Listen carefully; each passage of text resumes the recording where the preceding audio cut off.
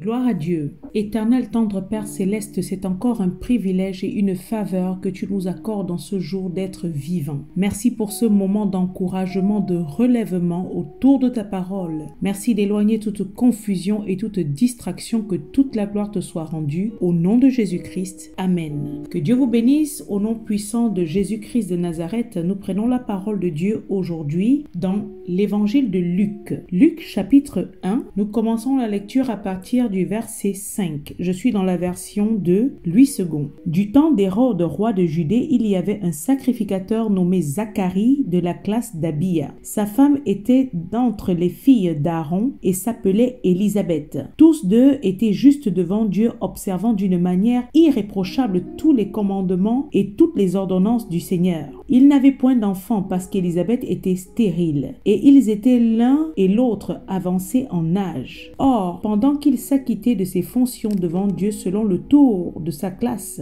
il fut appelé par le sort, d'après la règle du sacerdoce, à rentrer dans le temple du Seigneur pour offrir le parfum. Toute la multitude du peuple était dehors en prière à l'heure du parfum. Alors un ange du Seigneur apparut à Zacharie et se tint debout à droite de l'autel des parfums. Zacharie fut troublé en le voyant et la frayeur s'empara de lui. Mais l'ange lui dit: ne crains point, Zacharie, car ta prière a été exaucée. Ta femme Élisabeth enfantera un fils et tu lui donneras le nom de Jean. Il sera pour toi un sujet de joie et d'allégresse et plusieurs se réjouiront en sa naissance. Verset 24. Quelque temps après, Élisabeth, sa femme, devint enceinte. Elle se cacha pendant 5 mois, disant: c'est la grâce que le Seigneur m'a faite quand il a jeté les yeux sur moi pour ôter mon opprobre parmi les hommes. Que toute la gloire soit rendue à Dieu au nom de Jésus-Christ. Amen. Bien-aimés, aujourd'hui, au travers de ce passage, de ces versets que nous venons de lire, Dieu veut encore parler au cœur d'un ou d'une bien-aimée. Dieu veut encore nous encourager, nous réitérer qu'il est là présent à nos côtés et qu'il est rempli d'amour et de compassion pour nous, ses enfants. Bien-aimés, au moment où je donne ce message, je ne sais pas quelle épreuve tu es en train d'endurer en cet instant, ni quels sont les sujets sensibles pour lesquels tu te tiens devant Dieu jour et nuit. Je ne sais pas quelles sont tes peines, tes angoisses quotidiennes. Mais au travers de la parole de Dieu qui est la vérité, je veux juste te rassurer en te disant que Dieu est là. Tu n'es pas seul, bien-aimé. Attends-toi fermement à lui et cela sans murmure, il te surprendra. Le livre de Lamentations, chapitre 3, verset 26, nous dit qu'il est bon d'attendre en silence le secours de l'Éternel. Dieu est notre Père et qu'importe les épreuves que nous pouvons endurer, il ne nous abandonne pas. Psaume 37 verset 28 dit: car l'Éternel aime la justice et il n'abandonne pas ses fidèles. Ils sont toujours sous sa garde, mais la postérité des méchants est retranchée. Dieu veille sur nous continuellement. Nous devons fermement nous accrocher à lui et à sa parole, et l'exaucement arrivera en temps opportun. Luc l'évangéliste commence son livre avec le récit du sacrificateur Zacharie. Ainsi, au travers des versets que nous venons de lire, nous comprenons qu'il est tout à fait possible d'être un enfant de Dieu, de provenir même d'une lignée, d'une famille de croyants, de marcher soi-même dans la volonté de Dieu, d'être considéré comme quelqu'un de juste et d'irréprochable devant Dieu, et pourtant ne pas être épargné par les épreuves difficiles de cette vie. Nous lisons dans les versets comment, bien qu'étant sacrificateur de l'Éternel, il est tout à fait possible d'endurer des souffrances, voire même l'humiliation. Mais comment, gloire à Dieu, notre Dieu qui est le Dieu Tout-Puissant, réussit toujours à nous faire grâce, à essuyer nos larmes, nous bénissant au-delà de nos attentes. Être enfant de Dieu, être un croyant bien-aimé est une grâce. Provenir d'une famille où il y a la crainte authentique de Dieu, descendre d'une lignée de personnes qui sont enracinées dans la parole de Dieu est une grâce. À un moment donné de ta vie, rencontrer des personnes et avoir des parents spirituels, ces personnes qui nous conduisent dans la vérité de la parole de Dieu, est une grâce qui ne nous épargne pas de vivre des malheurs, bien-aimés. Nous devons prendre conscience que nous vivons sur terre et la vie n'est pas toujours facile, comme j'ai l'habitude de l'enseigner à chaque fois. parfois, nous endurons des combats et il y en a pour qui vraiment les vies sont plus challengées que d'autres. Mais chacun a ses combats et ses fardeaux et c'est Dieu seul qui nous soutient et nous fortifie dans notre marche. Retournons au texte à peine lu. Nous voyons l'histoire de cet homme Zacharie. Le prénom Zacharie signifie Yahweh se souvient ou encore l'Éternel s'est souvenu. Zacharie était le père de Jean-Baptiste.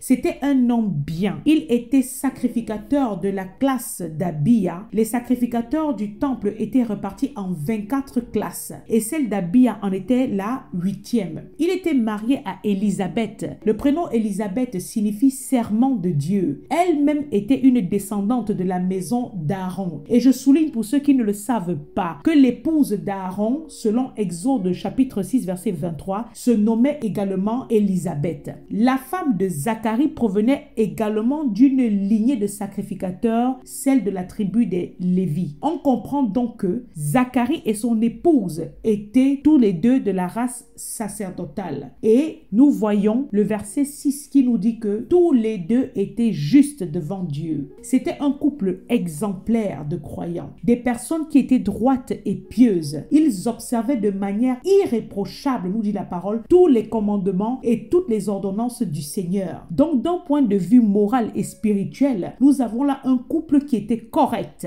comme c'est peut-être le cas de plusieurs qui en ce moment suivent ce message. Bien-aimé, peut-être que tu es là et tu m'écoutes. Tu es un enfant de Dieu. Tu aimes le Seigneur et tu t'efforces de marcher dans ses lois et ses ordonnances. Tu respectes tous les préceptes de Dieu. Cependant, comme Zacharie et sa femme Élisabeth, toi aussi tu as un besoin dans ta vie. Tu as une douleur, quelque chose qui t'afflige, qui te fait mal, quelque chose pour laquelle tu te tiens continuellement jour et nuit devant Dieu et tu cries afin que l'exaucement arrive. Oui, tu es quelqu'un de bien. Oui, tu es quelqu'un de juste devant Dieu. Tu es obéissant à la parole de Dieu. Tu es irréprochable aux yeux de tous. Tu as même des fonctions dans la maison, dans l'œuvre de Dieu. Tu vis et tu marches dans la sanctification. Mais je le répète, tu as également une douleur dans ton cœur, dans ta vie, comme c'était le cas de Élisabeth et Zacharie. Et leur douleur était l'absence d'enfants. La parole nous dit que Élisabeth était une femme stérile. Et de surcroît, tous les deux, Zacharie comme elle était en âge avancé. En gros, malgré une vie d'obéissance, de service à Dieu, une vie irréprochable, il y avait un besoin. Bien-aimés, il est important que nous réalisions que ce n'est pas parce que nous sommes justes, nous sommes des personnes intègres et droites devant Dieu que nous ne pouvons pas être éprouvés. Le malheur n'est pas toujours le fruit d'un péché qui est commis dans la vie de quelqu'un. Sans difficulté, nous pouvons donc comprendre la souffrance atroce de Zacharie et de sa femme Élisabeth, car mener une vie où tu n'as pas la possibilité d'avoir le fruit de tes entrailles, de voir un ou plusieurs enfants courir dans ta maison, de t'assurer une descendance, c'est très difficile. Mais cela ne les empêchait pas de servir fidèlement Dieu. Peut-être qu'à ton niveau, il ne s'agit pas de stérilité, bien-aimé, mais c'est peut-être autre chose qui t'attriste, un besoin pour lequel tu es même fatigué de prier, car depuis des années que tu le fais, rien ne change. Peut-être même que la situation s'empire, qui le sait. Peut-être que c'est une maladie, le célibat chronique, le chômage, les échecs, les blocages, les problèmes conjugaux. Peut-être même ce sont tes enfants qui ne font que se perdre. Peut-être que ce sont d'autres problèmes qui concernent la famille. Et dans tout cela, le temps ne fait que passer. Et comme nous le voyons dans le couple de Zacharie et de sa femme, tu vieillis et la situation ne change pas. Pourtant, tu es un enfant de Dieu qui sert le Seigneur. La souffrance et la déception sur cette terre, malheureusement, n'épargnent pas les justes. Je le redis encore, bien au contraire. Mais gloire soit rendue à Dieu, qui est et reste souverain en toutes choses, et qui à un moment donné, où nous attendons le moins, est capable de changer le cours de nos souffrances, est capable de changer le cours de la situation, en essuyant nos larmes, nous bénissant bien au-delà de ce que nous pouvons penser, imaginer ou croire. Bien aimé, la stérilité ou encore l'impossibilité de concevoir des enfants est une douleur profonde. C'est une douleur atroce pour les personnes qui en souffrent. Cela procure certains sentiments comme la tristesse, le chagrin, la peine, parfois même la culpabilité. On se sent coupable de ne pouvoir pas donner au conjoint ce dont il a besoin, coupable de ne pas pouvoir accomplir un geste qui apparemment est naturel. La stérilité, c'est une réalité dure qu'il était déjà jadis, mais qui même aujourd'hui perdure encore. Elle touche les hommes comme les femmes. Et lorsqu'on en souffre, on ressent, comme je le disais, de la peine, de la solitude, parfois même des sentiments d'injustice qui peuvent aller jusqu'à la colère. Parfois, on retrouve les personnes comme ça qui sont remplies d'aigreur. Ça peut aller jusqu'à la dépression, même chez certains. C'est un sujet extrêmement sensible, la stérilité. Car à cause de cette maladie, beaucoup de foyers ont éclaté et continuent d'éclater. Les personnes qui en souffrent sont parfois même ridiculisées, parfois sont insultées. Nous avons dans la parole de Dieu le cas de Anne, qui était insultée par sa coépouse Pénina dans le livre de 1 Samuel. Nous voyons dans Genèse 30, verset 23, le cas de Rachel. Lorsqu'elle devint enceinte, elle enfanta un fils et elle dit: Dieu a enlevé mon opprobre, en d'autres termes ma honte. Et nous l'avons vu ici dans le cas d'Élisabeth, dans le verset 25 que nous avons lu. Elle dit: c'est la grâce que le Seigneur m'a fait quand il a jeté les yeux sur moi pour ôter mon opprobre parmi les hommes. La stérilité était considérée comme une source d'humiliation. Bien aimé, une source de honte, de déshonneur, de malédiction. Tout comme la fécondité, la fertilité est considérée comme une bénédiction de Dieu. Avant le cas d'Élisabeth, il y avait celui de Sarah, de Rebecca, de Rachel, de Anne et encore la mère de Samson, et à qui l'Éternel a toujours fait grâce. Voilà pourquoi nous avons eu la grâce d'avoir des Isaac, des Jacob, des Joseph, des 12 tribus d'Israël, de Samuel, de Samson. Nous servons le Dieu Tout-Puissant, celui qui est capable de faire enfanter même la femme stérile. La fécondité, la fertilité, l'enfantement est disponible avec Dieu bien-aimé. Et cela qu'importe l'âge avancé. Dieu te connaît. Dieu nous connaît. La parole nous dit qu'il a les regards posés sur chacun de ses enfants. Il est le Dieu de l'omniscience. À toi qui écoutes ce message en ce moment, sache que Dieu connaît ton vécu. Il connaît ta vie. Il connaît les secrets, les combats que tu mènes dans l'invisible. Car rien ni personne n'est caché devant sa face. Le Seigneur sait nos cris, les pleurs, les épreuves, les besoins que nous avons. Et il connaît également nos cœurs. Il connaît notre amour pour lui, le cœur pour servir, le bien que nous avons accompli en son nom et pour son nom autour de nous. Il le dit dans l'Apocalypse chapitre 2 verset 2. Je connais tes œuvres et ton travail et ta persévérance. Le Seigneur connaît les sacrifices que tu as faits, bien-aimé, dans ta vie. Il sait les choses auxquelles tu as dû renoncer par amour pour lui et pour sa parole. Dieu sait toutes choses. Pour l'Éternel, nous sommes un livre ouvert. Il connaît chacune de nos pensées. Le psaume 139 verset 2 dit: tu sais quand je m'assieds et quand je me lève, tu pénètres de loin ma pensée. On ne peut rien cacher devant Dieu. On peut cacher, dissimuler devant les hommes. On peut faire semblant, couvrir nos peines, nos tristesses. Mais devant Dieu, on ne peut rien cacher. Retournons au texte que nous venons de lire. La parole nous dit que Zacharie était en train de rendre ministère dans le temple, bien-aimé. Il était en train d'offrir les parfums, ce qui représentait un grand honneur, un privilège. C'était une action qui ne pouvait arriver qu'une seule fois dans la vie d'un sacrificateur, parce que les sacrificateurs étaient très nombreux. Et pour la plupart d'entre eux, il y avait ceux qui n'étaient même jamais choisis en toute une vie. Donc pour Zacharie, cela représentait beaucoup dans sa carrière de sacrificateur, si on peut le dire comme ça. Le parfum devait brûler à perpétuité, directement devant le voile qui séparait le lieu saint et le lieu très saint. Le sacrificateur seul, en face de ce lieu, devait offrir le parfum matin et soir, pendant que les adorateurs et les autres sacrificateurs se tenaient en prière à l'extérieur du lieu saint. Bien aimé, la parole dit que c'est là, c'est à ce moment culminant de sa vie, de sa carrière, de sa marche avec Dieu, que Dieu lui a envoyé le message au travers de l'ange Gabriel. Il a envoyé l'ange Gabriel lui porter un message: ta prière a été exaucé. Voilà un message qui vient rempli d'espoir et d'espérance.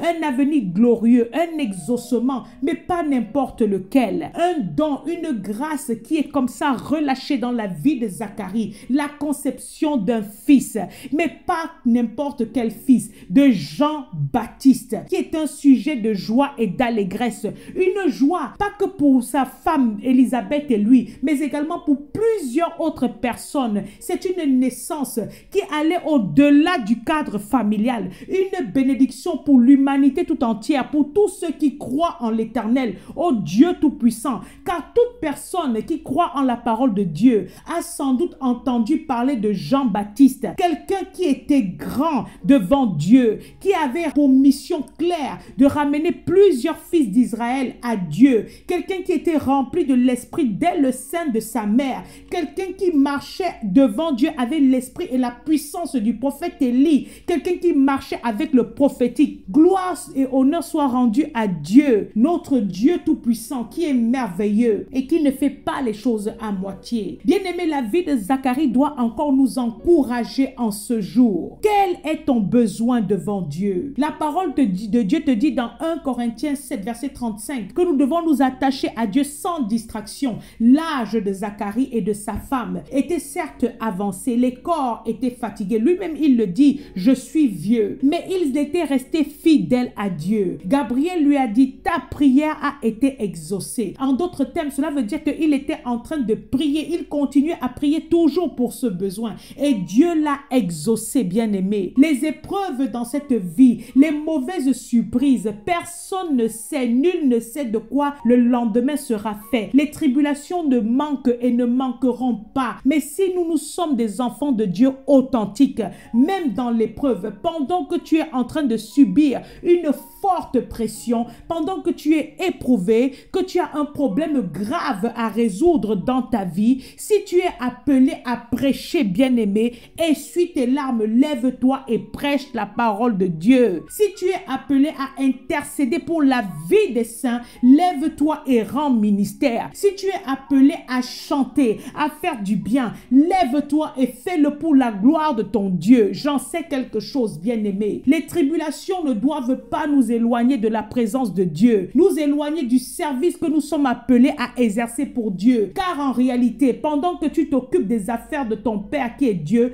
lui, il s'occupe des tiennes. Je nous l'accorde, cela n'est pas toujours facile. Parfois, nous sommes tellement acculés, tellement combattus, tellement incompris qu'on a juste envie d'abandonner et de renoncer. Parce que la souffrance et la solitude pèsent dans les épreuves, bien-aimés. Les personnes autour de nous n'ont strictement parfois aucune conscience de ce que nous pouvons traverser comme épreuve, de ce que nous pouvons endurer comme douleur psychologique et même dans nos cœurs. Même si nous nous époumonnons à le leur expliquer, ils ne comprendront pas le prix parfois que nous sommes amenés à payer parce que nous faisons l'œuvre de Dieu. Les personnes autour de nous parfois ne s'en rendent pas compte. Des fois, nous sommes amenés à prêcher la parole de Dieu, à rendre ministère, à bénir la vie des personnes autour de nous alors qu'on a nous-mêmes des souffrances à gérer au quotidien. Mais tu dois dealer avec les déceptions, les accusations externes, les calomnies, les mauvais comportements des uns et des autres autour de toi. Parfois même les problèmes de santé personnelle ou de ceux qui te sont chers. Bref, tu dois dealer avec tout un tas de choses qui ne te rendent pas la vie facile.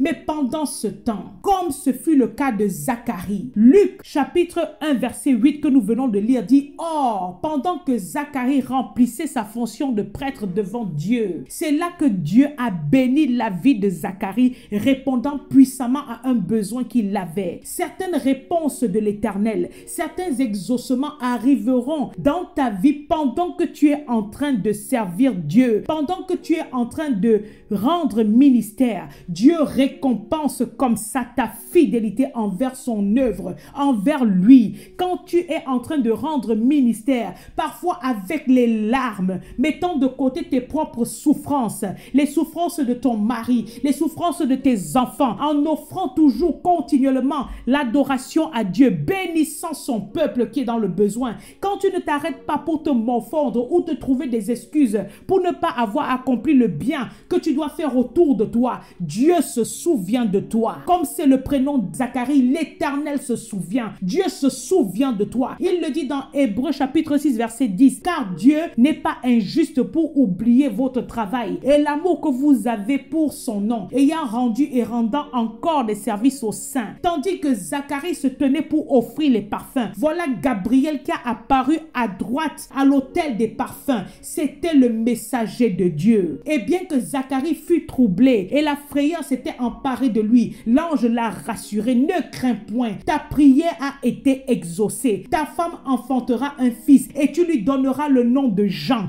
Ne crains point, bien-aimé, sois tranquille, sois dans la paix. La présence de Dieu en ce jour vient encore te rassurer. Quand tu cries à lui, sache que Dieu t'écoute. Et comme il sait quels sont tes fardeaux, tes larmes, tes prières, il envoie la réponse au moment opportun. Peut-être que tu pensais que Dieu t'avait déjà oublié. Comme tu remarques que le temps ne fait que passer. Comme Zacharie qui était déjà âgé.